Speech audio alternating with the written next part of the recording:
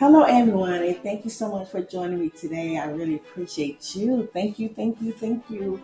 So now I am in Deuteronomy, and at this point, I'm on like chapter 11.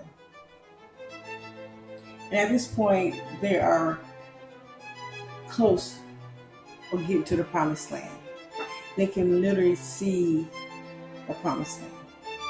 So I want to talk about this a little bit, the promised land. It's a lot about this. So I'm going to be a small snippet, but the promised land, as in the Bible, it is not just a physical location, but also a profound symbol of hope, faith, and the fulfillment of God's promises.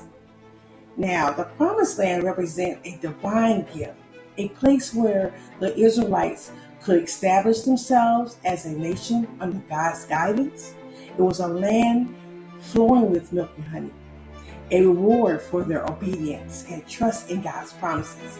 I'm going to pause right there because Deuteronomy is full of talking about God's obedience and God's love.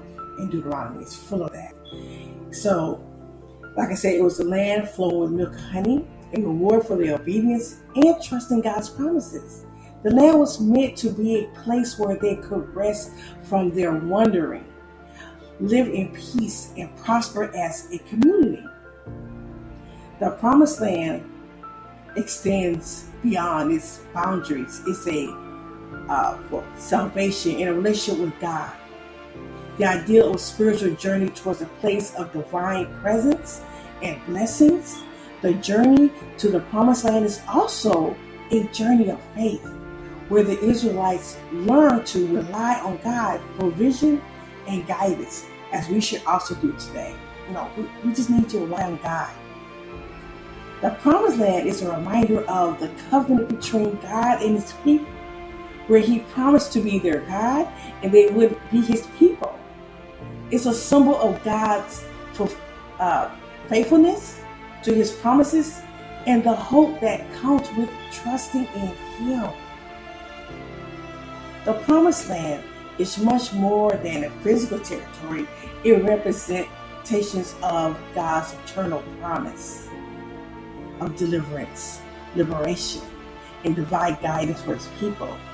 It encourages believers to have faith and trust in God's plan, even when the path is uncertain.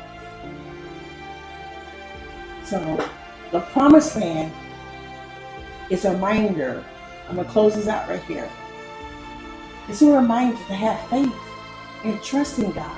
It also is a reminder of the importance of obedience. The promised land is a reminder that God will always fulfill his promises and that his faithfulness and love will never fail.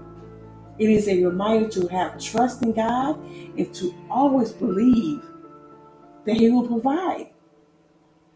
And the promised land is a reminder that miracles can still happen and that God still cares for us. It's a reminder that when we have faith and trust in him, he will make our dreams come true and that we can still find hope in despair. The promised land is a powerful reminder of God. In closing, like I said earlier, one thing about Deuteronomy is about obedience and God's love. So even in our darkest time, we can hold on to the hope that God will provide and that we can still move forward and make progress.